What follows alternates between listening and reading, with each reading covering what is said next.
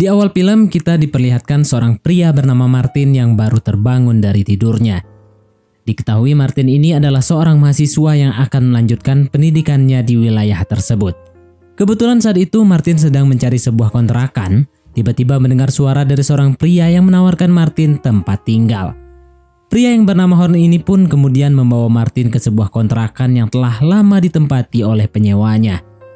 Tanpa alasan yang jelas, di sini Horn mengatakan kalau orang yang sebelumnya menyewa tempat itu tiba-tiba hilang pergi entah kemana. Dari barang-barangnya yang berdebu dan juga kotor. Sepertinya si penyewa yang bernama Robert ini sudah berminggu-minggu meninggalkan kontrakannya. Meski begitu, Martin tetap akan menyewa tempat itu. Ketika Horn sedang menghubungi si pemilik kontrakan, Martin yang melihat stetoskop menggantung di gagang pintu sedikit heran. Karena bisa-bisanya alat itu ada di sana. Sesaat kemudian, Horn menghampiri Martin dan menyuruh Martin untuk membuka kacamata dan kemeja yang ia gunakan. Semua yang diperintahkan oleh Horn ini tidak lain adalah permintaan si pemilik kontrakan yang bernama Simon. Ternyata, sebelum Martin ingin menyewa tempat itu, Simon ingin terlebih dahulu melihat perawakan Martin. Setelah mengirim foto Martin kepada Simon, tanpa diduga, Simon langsung mengabari Horn kalau ia mengizinkan Martin untuk tinggal di sana. Keesokan harinya, Martin yang terlambat bergegas pergi ke universitas menggunakan sebuah kereta. Tampaknya di hari itu Martin begitu lesu sebab dirinya sudah bosan dengan kehidupannya yang sangat membosankan.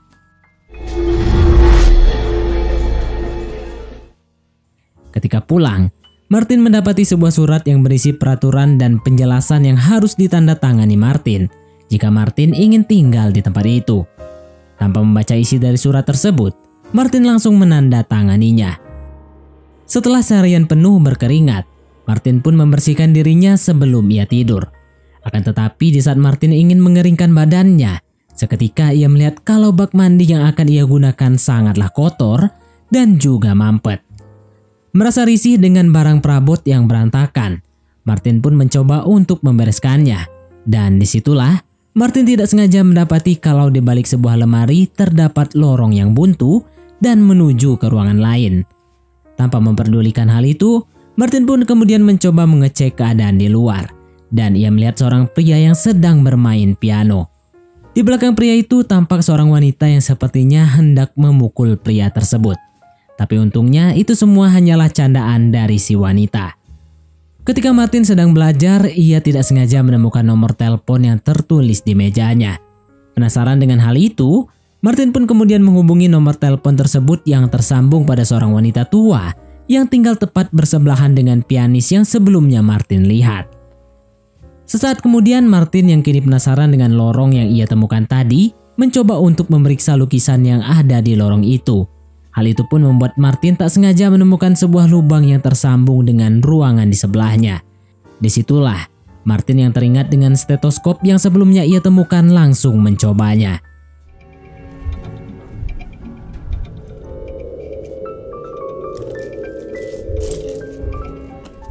Karena di lubang tersebut tidak terdengar apa-apa, Martin pun mencoba menggunakan stetoskop itu melalui lubang di kamar mandi. Dan betapa kagetnya Martin,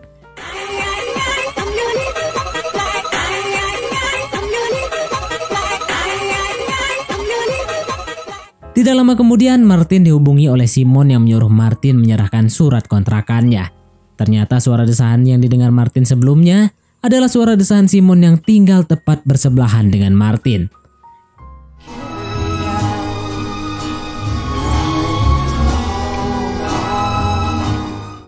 Dari raut wajah Simon tampaknya wanita itu menyukai Martin. Dan tanpa perlu basa-basi, Simon langsung mencium Martin serta mengajaknya untuk memadu kasih. Setelah puas berpacu dengan kehangatan, tiba-tiba pacar Simon datang ke tempat itu yang membuat Simon langsung menyuruh Martin untuk memakai pakaiannya. Untungnya, keberadaan Martin tidak dicurigai oleh pacar Simon yang bernama Sebastian.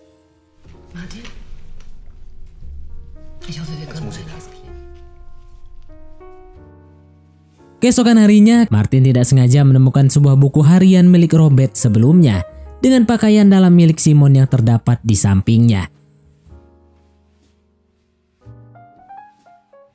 Dalam buku harian itu, Martin mendapati kalau Robert tergila-gila dengan Simon. Tapi di sana, Martin juga melihat beberapa robekan kertas yang sepertinya sengaja Robert buang.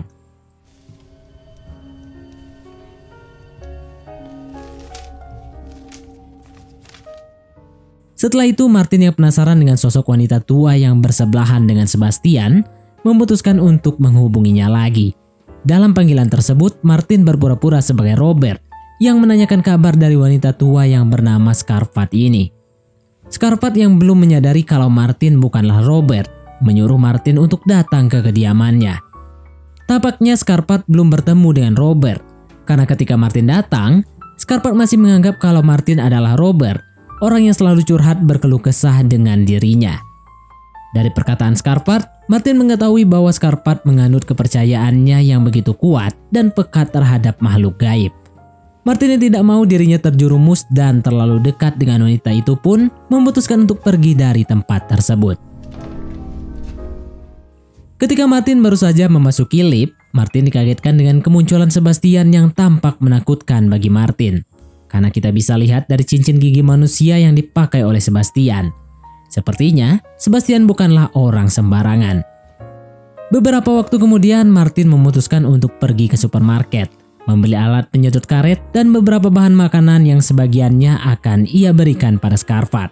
Karena Martin berniat untuk menggali informasi lebih dalam tentang hubungan Robert dan Scarpat. Tanpa diduga, di tempat tersebut, Martin bertemu dengan Simon yang juga sedang berbelanja di sana. Melihat sosok Martin, Simon yang kini jatuh cinta dengan pria itu, mengajak Martin untuk kembali datang ke kediamannya.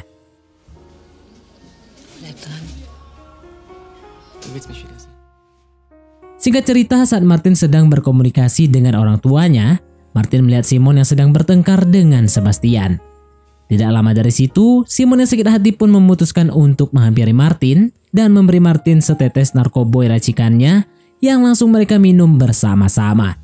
Ternyata, efek dari narkoboy itu membuat mereka berdua seperti berpetualang ke alam lain dengan penuh kehangatan serta kebahagiaan. Kemudian saat tersadar, Martin mendapati kalau Simon sudah tidak ada di sampingnya. Saat Martin mengecek keluar jendela, ia melihat sosok Sebastian yang sedang menatap ke arahnya.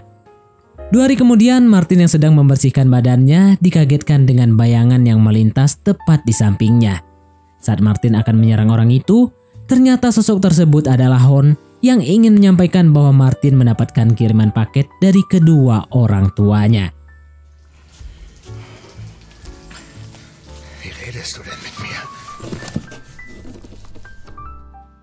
Siang harinya terlihat Martin yang kini sudah berada di kediaman Scarpat untuk memberikan wanita itu kue yang langsung mereka makan bersama-sama. Disitulah Scarpat mulai curiga terhadap Robert yang ada di hadapannya, di mana Robert yang seharusnya sangat menyukai vodka, kini malah seperti orang yang baru meminum vodka dan tidak menghabisi minumannya itu. 4 jam kemudian, Martin yang bete mencoba untuk mengirim pesan melalui sela-sela kamarnya pada Simon, berniat mengajak wanita itu untuk pergi keluar. Tidak lama kemudian, Martin yang mendapat ajakan dari Simon untuk menari, bergegas pergi ke ruangannya. Akan tetapi alangkah terkejutnya Martin melihat kalau Sebastian sudah ada di tempat itu. Pada kesempatan itulah, Sebastian menyadari bahwa Martin menyukai Simon. Oleh karena itu, Sebastian yang baru saja putus dengan Simon menyuruh Martin agar tidak terlalu dekat dengan wanita itu. Saat Martin akan diusir oleh Sebastian, tiba-tiba Simon sudah ada di depan pintu dan menyuruh mereka berdua untuk makan malam bersama. Awalnya semua berjalan dengan baik-baik saja. Tapi tidak lama kemudian, Martin mengatakan sebuah perkataan yang membuat situasi menjadi canggung. Tidak lain perkataan tersebut adalah tentang Robert yang diceritakan oleh Simon pernah tidur dengannya. Agar Sebastian kembali tersenyum, Simon pun membujuk pria itu untuk mau berdansa dengannya. Tapi karena Sebastian tidak mau, Simon menghampiri Martin dan mengajak pria itu untuk berdansa. Perbuatan mereka itu pun tentu semakin membuat Sebastian emosi.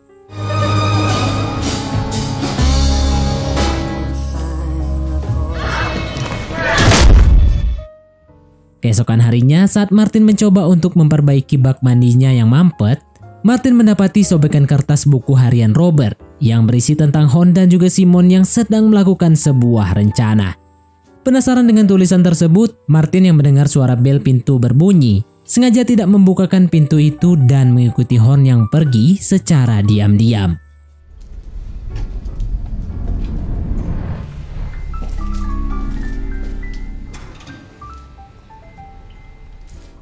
Dari balik lubang kecil, Martin melihat dan mendengar percakapan antara Horn dan juga Simon. Percakapan mereka itu pun tentu membuat Martin terkejut. Karena sepertinya dugaan Robert tentang mereka berdua yang sedang merencanakan sebuah rencana besar itu benar. Oleh karena itu, Martin yang ingin mencari tahu apa yang sebenarnya terjadi segera mendatangi kediaman Scarpat untuk menanyakan tentang Simon dan juga Horn. Tapi Scarpat yang tahu kalau Martin bukanlah Robert pun tentu mengusir Martin saat itu juga. Sesaat kemudian Martin dihampiri oleh Sebastian yang emosi dan menanyakan apakah Martin sudah pernah tidur dengan Simon. Merasa dirinya terancam, Martin yang ketakutan pun terpaksa jujur dan mengatakan kalau ia sangat mencintai Simon dan sudah beberapa kali tidur dengan wanita itu. Mendapat fakta tersebut, Sebastian semakin marah dan berniat akan memberikan pelajaran pada Simon. Beberapa waktu kemudian, Martin yang dihampiri oleh Simon tentu tidak mengizinkan wanita itu untuk masuk karena Martin sudah menyadari ada sesuatu yang disembunyikan oleh Simon. Dan malam harinya, Martin mendengar suara pertengkaran antara Sebastian dan juga Simon di kediamannya. Saking hebatnya pertengkaran mereka, Martin tidak perlu mendengarkannya menggunakan stetoskop. Tidak lama setelah pertengkaran hebat tersebut, Martin melihat kalau Horn dibawa dan diangkut ke dalam mobil ambulan. Sepertinya pertengkaran itu bukanlah diakibatkan oleh Sebastian, melainkan diakibatkan oleh Horn dan juga Simon. 2 hari kemudian, Martin yang sedang membaca buku harian Robert seketika membukakan pintu kamarnya ketika mendengar suara bel yang berbunyi. Tak disangka, ternyata yang datang adalah penghuni kontrakan sebelumnya yang tidak lain adalah Robert. Dari perkataan mereka kita bisa tahu kalau Robert meninggalkan tempat itu karena Robert pergi ke India untuk bermeditasi. Ketika Robert sedang mengumpulkan beberapa barang pribadinya, Robert mengetahui kalau selama ini Martin membaca buku hariannya yang membuat Robert langsung memukul Martin saat itu juga.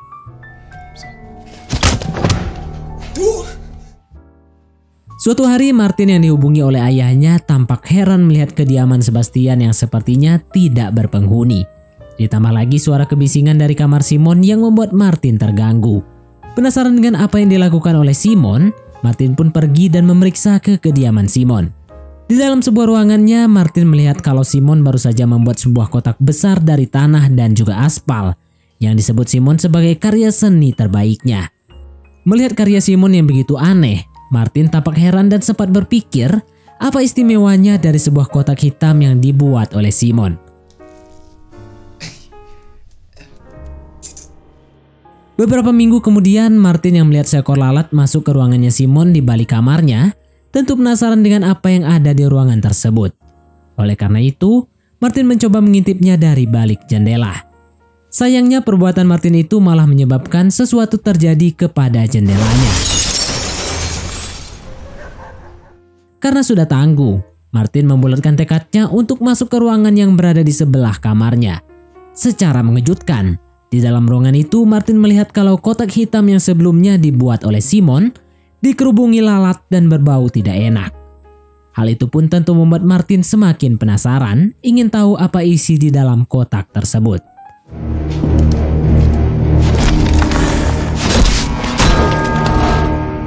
Mengejutkannya, ternyata baru beberapa saat Martin menghancurkan kotak itu, Martin mendapati gigi dari cincin yang sering dipakai oleh Sebastian. Artinya, yang terkurung dan berada di dalam kotak tersebut adalah Sebastian yang sudah dihabisi oleh Simon. Ternyata dugaan Martin sebelumnya tentang pertengkaran Sebastian dan Simon itu benar. Sementara Horn sendiri bisa dibawa ke rumah sakit itu pun hanya karena penyakit Horn saja yang sudah parah.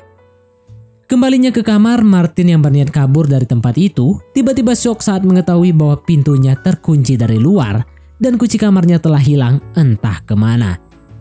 Tidak lama kemudian Martin mendengar suara teriakan dari Simon yang menyadari bahwa Martin sudah tahu apa yang sebenarnya ia lakukan. Hal itu pun membuat Simon marah besar dan menghancurkan tembok pembatas yang tersambung ke kamar Martin. Ketika situasi sudah mulai tenang, Martin memutuskan untuk masuk ke kediaman Simon dan berniat memeriksa keadaan Simon. Tetapi saat Martin akan pergi dari tempat itu, pintu kamar Simon tiba-tiba terkunci yang mengharuskan Martin menghadapi Simon yang kini memegang sebuah pisau. Sebastian,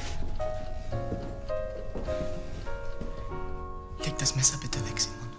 Beruntung Martin bisa sejenak meredakan amarah Simon untuk mau meletakkan pisaunya. Saat ada kesempatan yang tiba, Martin mencoba untuk memeluk Simon dan berniat agar bisa mengambil kunci yang berada di sampingnya. Unschicklich. Deine Mutter sagt. Magst du überhaupt Schnitzel?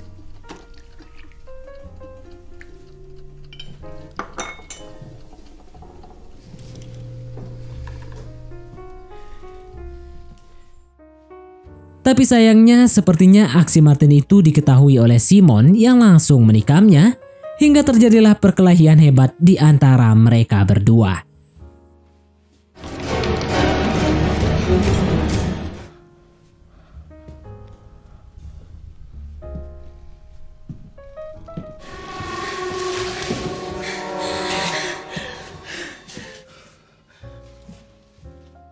Setelah sekian lama bersusah payah, pada akhirnya Martin berhasil menghabisi Simon.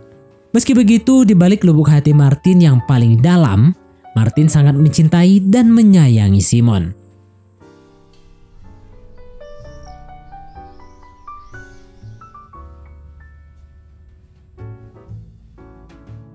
Di akhir film, Martin dihampiri oleh kedua orang tuanya yang berniat untuk menjenguk putra mereka. Betapa kagetnya ayah dan ibu Martin ketika melihat bahwa anaknya terbaring lemas dengan sirup merah di sekujur badannya. Dan film pun tamat. Baiklah, mungkin sampai di sini saja teman-teman untuk alur cerita film kita kali ini. Terima kasih buat teman-teman yang telah mengikuti alur cerita film ini sampai selesai. Sekian dari Mimin, sampai jumpa di konten berikutnya.